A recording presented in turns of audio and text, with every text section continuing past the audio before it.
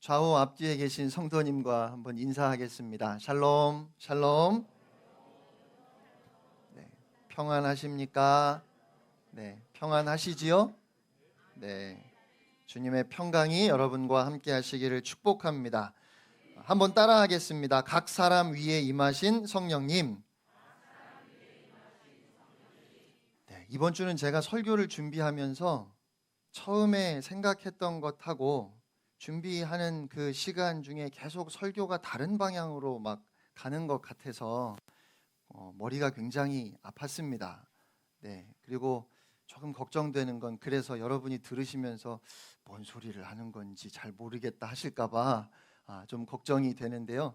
다른 때보다 특별히 더 여러분이 좀 이렇게 집중하셔서 말씀을 잘 따라와 주시면 좋겠습니다. 한 청년 사역자가 청년들을 위해서 안수 기도를 해 주었습니다. 한 자매를 위해서 기도하면서 하나님, 자신이 죄인이며 하나님 없이 아무것도 아님을 고백하는 인생이 되게 해주세요. 이렇게 기도를 해 주었습니다.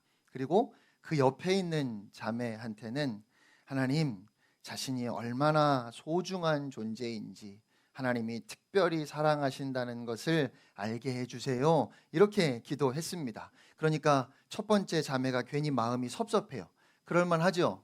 자기한테는 뭐 죄인이고 아무것도 아닌 걸 알게 하라고 그러시더니 옆에 있는 자매는 소중하고 특별한 존재임을 알게 해달라고 그렇게 기도하니까 마음이 상해서 목사님을 찾아와서 따져 물었습니다. 목사님, 왜 저한테는 nothing이라고 하시고 저 친구한테는 스페셜이라고 하십니까? 그러니까 목사님이 너는 평소에 하도 특별해서 nothing이 좀 돼야 될 것 같고 쟤는 너도 아는 것처럼 너무 힘들고 어렵게 살아서 하나님이 좀 위로해 주시라고 그렇게 기도했지 왜 다음에는 너도 스페셜이라고 기도해 줄까? 하고 물었습니다. 그러니까 자매가 가만히 생각하더니 그냥 nothing 스페셜로 기도해 주세요 뭐 이러고 그냥 가버렸답니다. 모든 사람들의 마음속에 인정받고 싶은 욕구가 다 있습니다. 그런데 교회에 나오니까 모든 사람이 다 죄인이라고, 심지어는 벌레만도 못한 죄인이라는 말까지 듣게 됩니다. 서로 반대되는 듯 보이는 두 가지 말이 교회 안에 함께 있습니다. 우리는 전적으로 부패하고 타락한 죄인입니다. 그런데 또한 우리는 하나님께서 특별히 택하여 부르신 왕 같은 제사장입니다. 여러분, 이 둘 중에 어떤 말이 맞을까요? 제가 이렇게 여쭤보면 항상 둘 다 맞죠. 우리는 죄인입니다. 그런데 우리는 특별합니다. 이건 반대되는 말이 아니라 과정을 말씀하시는 것이지요. 우리가 다 죄인이고 그래서 누구도 죽음을 피할 수 없습니다. 그런데 십자가 앞에 나와서 내가 죄인임을, 나에게 소망이 없음을 철저하게 인정하며 회개할 때 하나님께서 우리의 모든 죄를 용서하시고 성령님이 우리 위에 임하시는데 성령님으로 인해서 우리는 존귀한 하나님의 동역자로 왕 같은 제사장으로 세움을 받습니다. 우리 성결교회의 사중복음이 저는 탁월하게 이것을 우리에게 가르치고 있다 싶습니다. 중생이 기독론, 구원론에서의 인간에 대해서 이야기한다면 성결은 성령론적인 관점에서 인간에 대해 말씀합니다. 여러분이 하나님 앞에서 나는 아무것도 아닌 죄인이라는 것을 인정하고 받아들일 뿐만 아니라 그래서 성령 충만하여 왕 같은 제사장으로 하나님의 동역자들이 다 되시기를 축원합니다.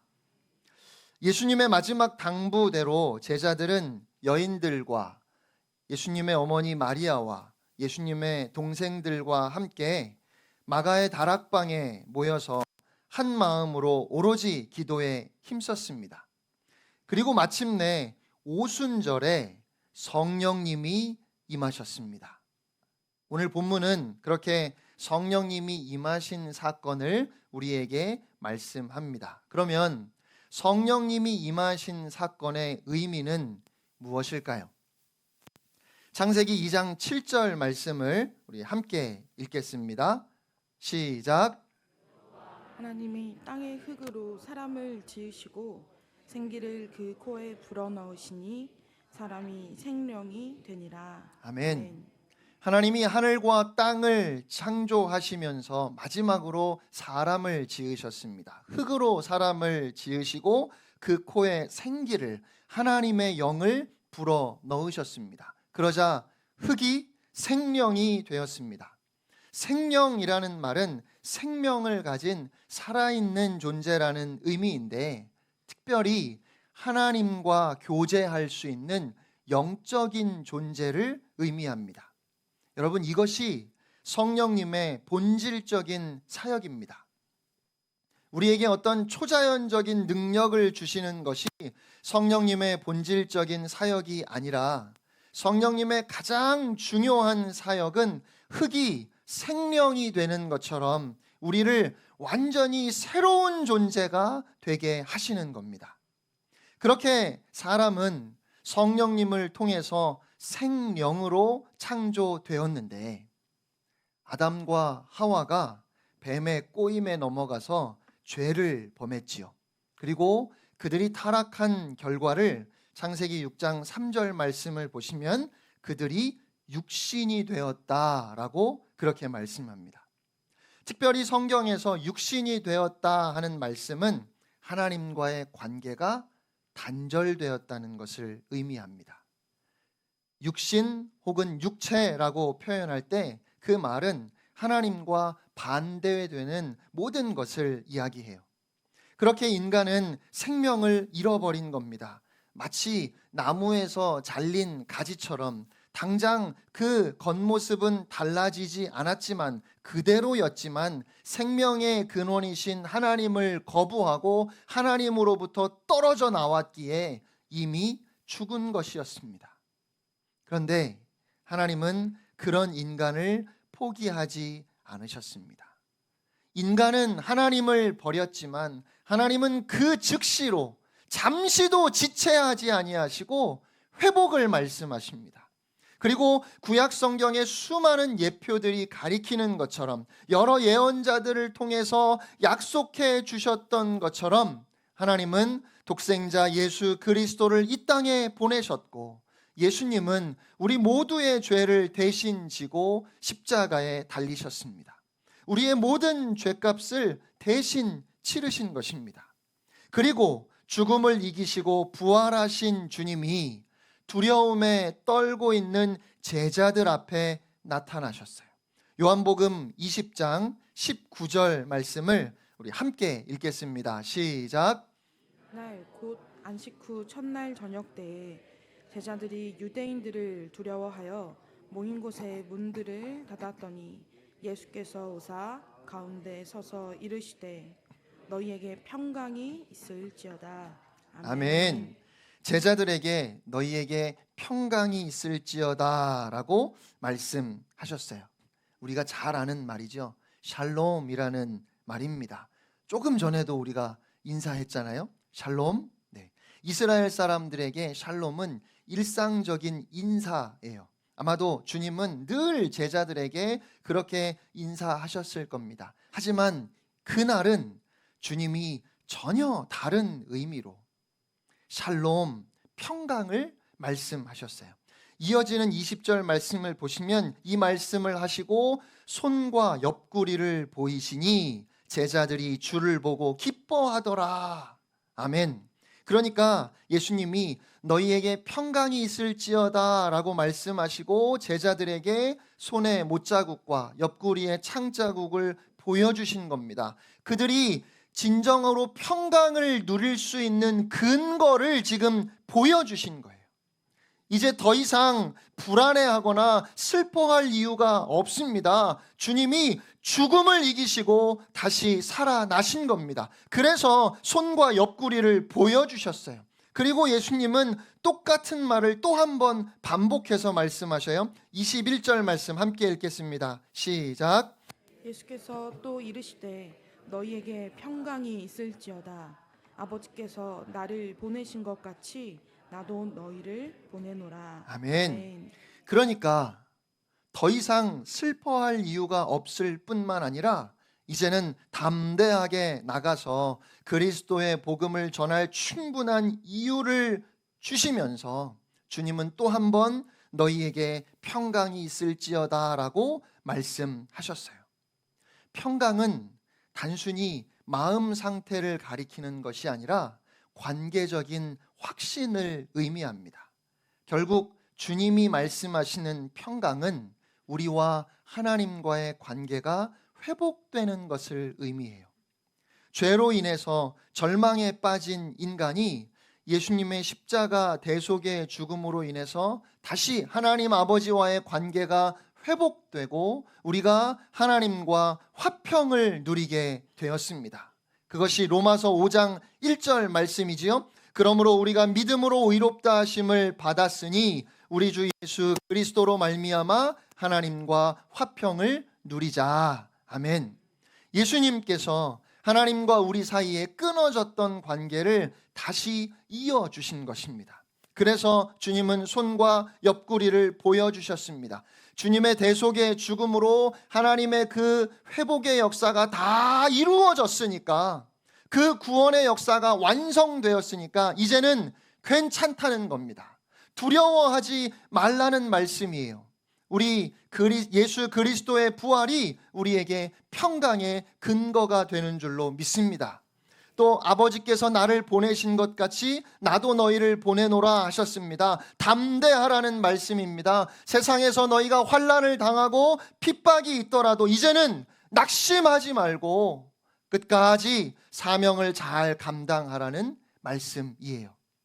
그리고 그렇게 평강을 선포하신 이후에 제자들을 향해서 숨을 내쉬시며 성령을 받으라 말씀하셨어요.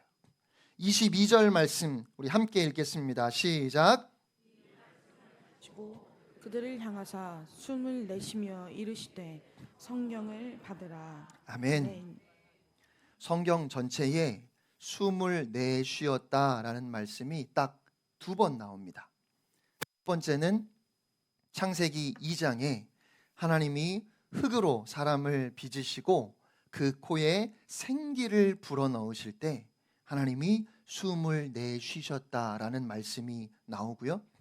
우리의 죄를 대속하시고 부활하신 주님이 성령을 받으라 말씀하실 때 다시 한번 숨을 내쉬셨다라는 말씀이 나와요.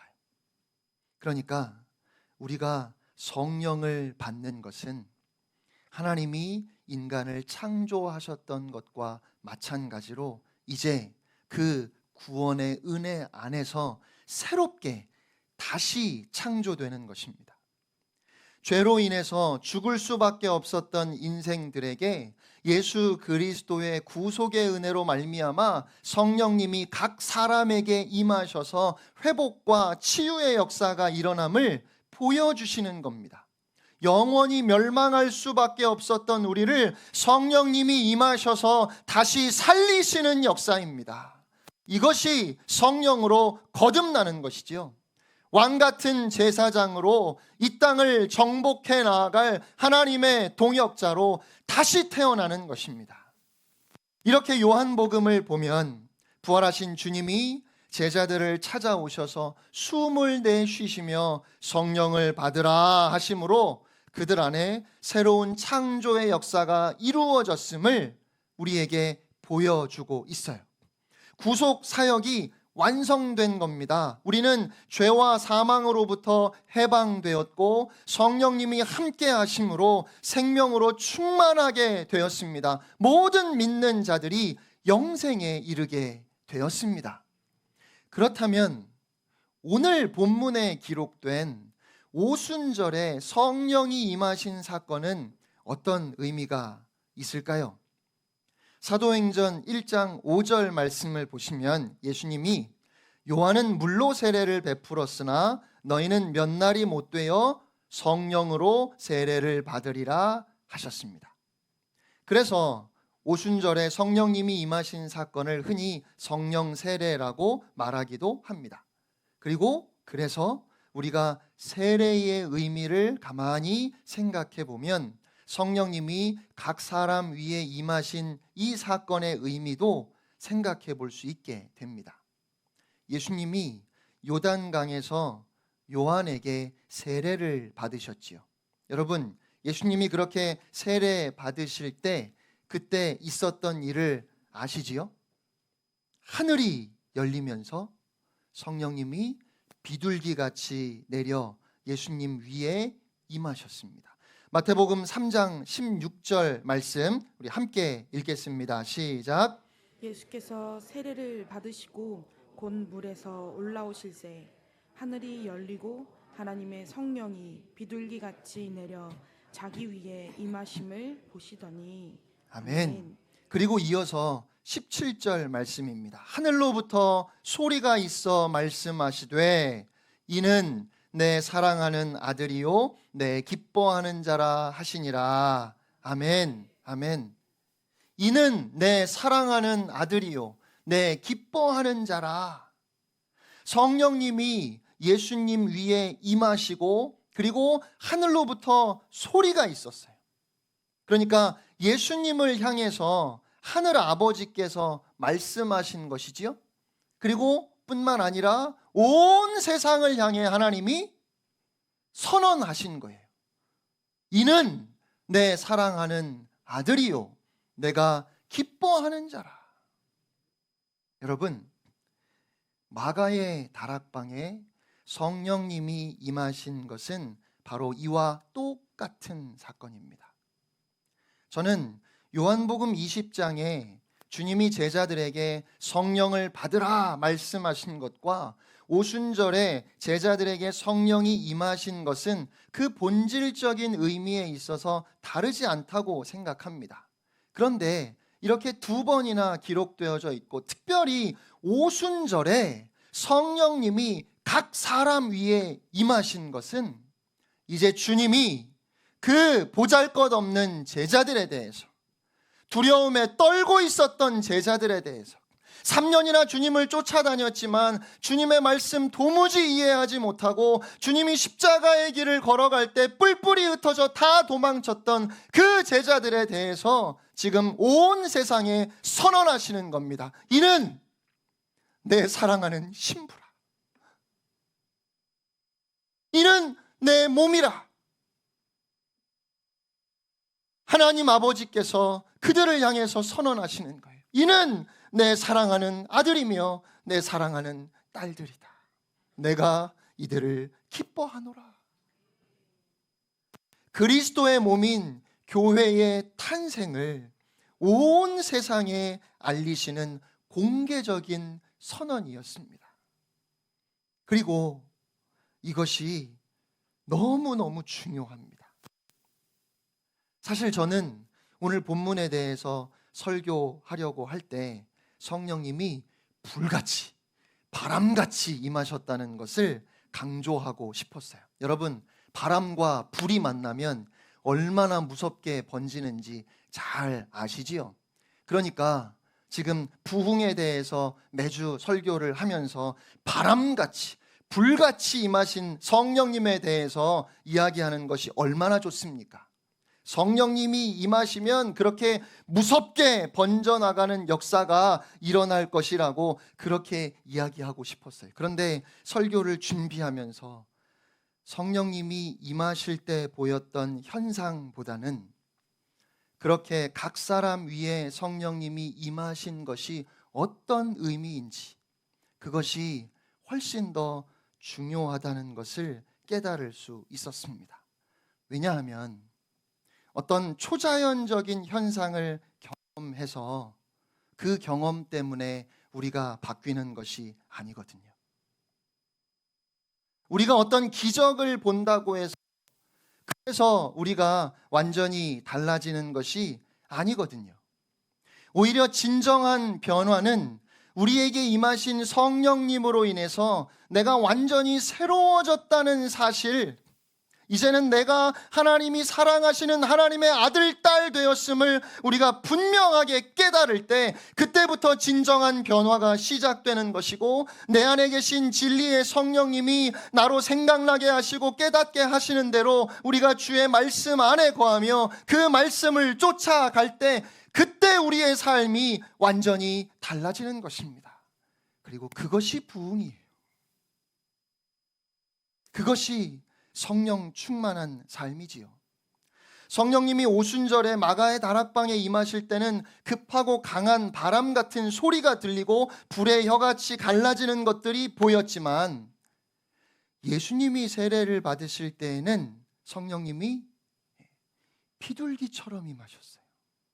그러니까 우리에게 성령이 임하실 때 급하고 강한 바람이 일었는지, 불덩이가 춤을 추었는지, 아니면 비둘기처럼 임했는지를 따지는 건 중요하지 않습니다. 그건 지극히 주관적이고 개인적인 느낌이고 경험이기 때문에 얼마든지 다를 수 있어요. 어떤 사람에게는 성령님이 불처럼 뜨겁게 임하십니다. 또 어떤 사람에게는 태풍보다 강하게 임하실 수 있어요. 그러나 또 어떤 사람에게는 고요하게, 말할 수 없이 포근하고 따뜻하게 그렇게 임하실 수도 있어요. 그렇게 성령님이 임하실 때 우리 각자의 느낌이나 체험은 다 다른데, 정말 우리가 성령님의 사람이 되었다면 중요한 것은 우리에게 나타나는 성령 충만한 삶이에요. 본문 4절 말씀입니다. 그들이 다, 한 사람의 예외도 없이 그들이 다 성령의 충만함을 받고 이후로는 성령이 말하게 하심을 따라 말하기 시작했어요. 여기에는 누구도 예외일 수 없습니다. 많은 사람들이 성령 세례와 성령 충만을 좀 혼동합니다. 그래서 기회가 있을 때마다, 특별한 집회가 있을 때마다 성령 세례를 받기를 원하는 사람들이 의외로 많아요. 하지만 성령 세례와 성령 충만은 단어 자체가 다른 것처럼 그 의미도 같지 않습니다.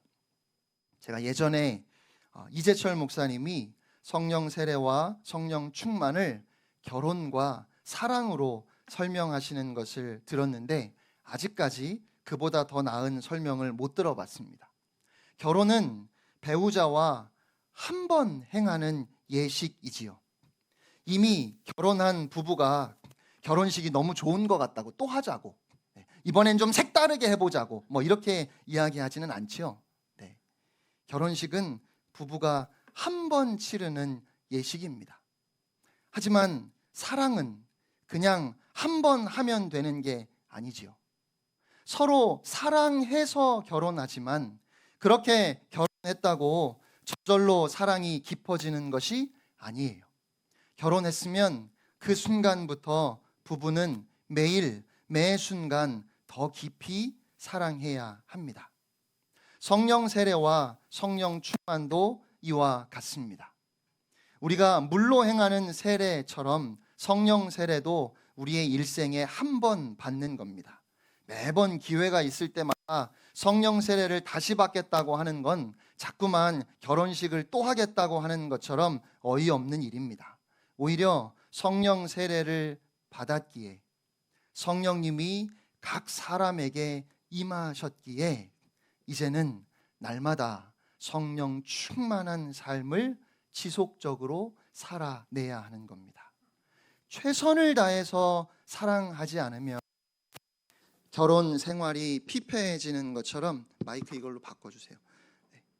성령 충만한 삶을 살기 위해서 노력하지 않으면, 성령님의 세미한 음성에 귀 기울이고 또 성령님의 인도하심에 순종하기 위해서 애쓰지 않으면 신앙생활도 황폐해질 수밖에 없어요. 그러면 여기서 마지막으로 한 가지 중요한 질문이 있지요. 나는 성령 세례를 받았는가 하는 겁니다. 이 질문에 대해서 고린도전서 12장 3절 말씀이 답을 줍니다. 함께 읽겠습니다. 시작. 그러므로 내가 너희에게 알리노니 하나님의 영으로 말하는 자는 누구든지 예수를 저주할 자라 하지 아니하고, 또 성령으로 아니하고는 누구든지 예수를 주시라 할 수 없느니라. 아멘. 우리 가운데 누구도 2000년 전에 오신 예수님을 직접 보지 못했어요. 여러분은 여러분의 죄를 위해 주님이 십자가에 못 박히시는 것을 보셨습니까? 혹시 죽음을 이기시고 부활하신 주님을 목격하셨습니까? 우리 중에 그걸 자신의 눈으로 직접 본 사람이 아무도 없지요. 그런데 우리는 예수 그리스도를 나의 구주로 믿습니다. 주님이 우리의 죄를 위해 십자가에 못 박혀 죽으셨고 또 부활하셨음을 확신합니다. 어떻게요?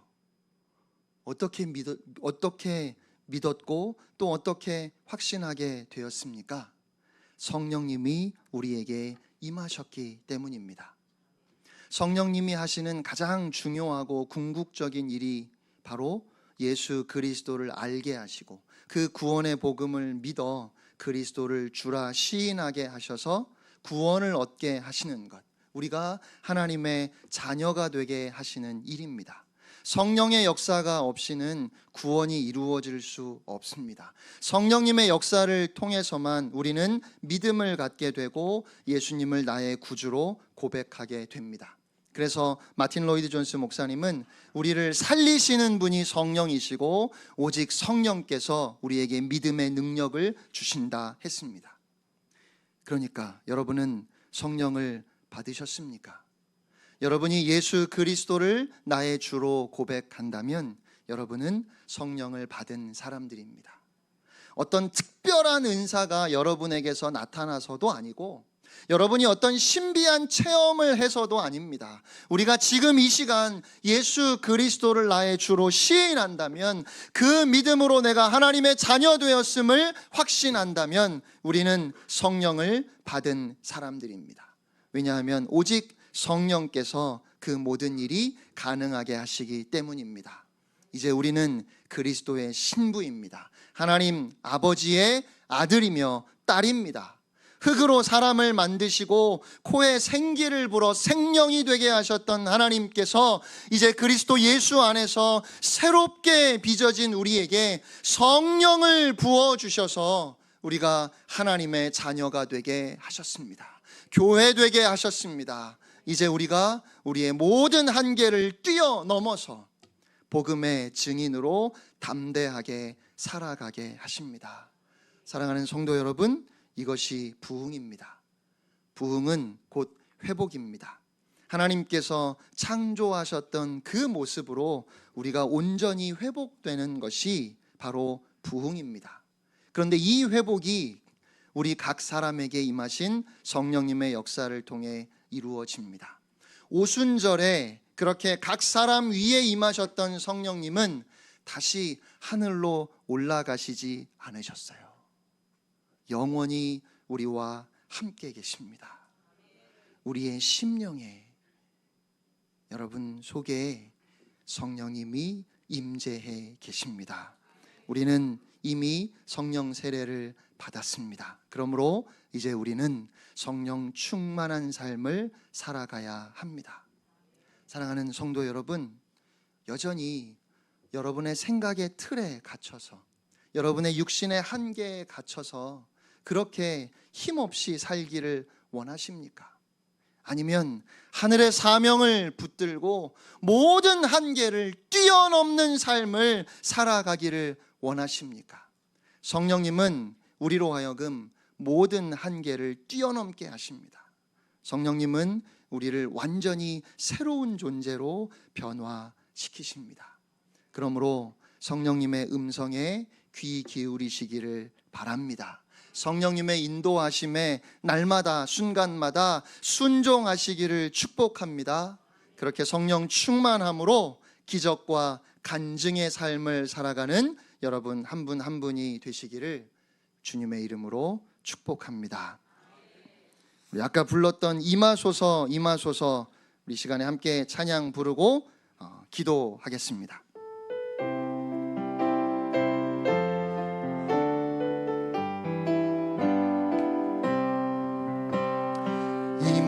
임하소서 임하소서, 바람 같은 성령이여 에스겔의 골짜기에 불어닥친 생명바람 오순절날 다락방에 말씀으로 임하신 영 나의 영을 사로잡아 새로 나게 하옵소서. 임하소서 임하소서 임하소서. 불과 같은 성령이여 불의 여로 임하셔서 진리 알게 하시옵고 불세례를 베푸시어 죄의 뿌리 소멸하사 거룩하고 깨끗하게 변화시켜 주옵소서. 임하소서 임하소서 임하소서. 생수 같은 성령이여 거친 들의 샘이 솟고 사막에는 강을 흐르고 생수 같은 주의 성령 폭포같이 부어주사 내 속에서 생명수가 흘러나게 하옵소서. 임하소서 임하소서 임하소서. 기름 같은 성령이여 은혜로서 지로하고 사랑으로 삼으시오. 나의 영광 나의 삶이 강건하게 보존마나 어두운 세상 밝히다가 들림받게 하. 우리 다 같이 주신 말씀 기억하고 한 음성으로 기도하기를 원합니다.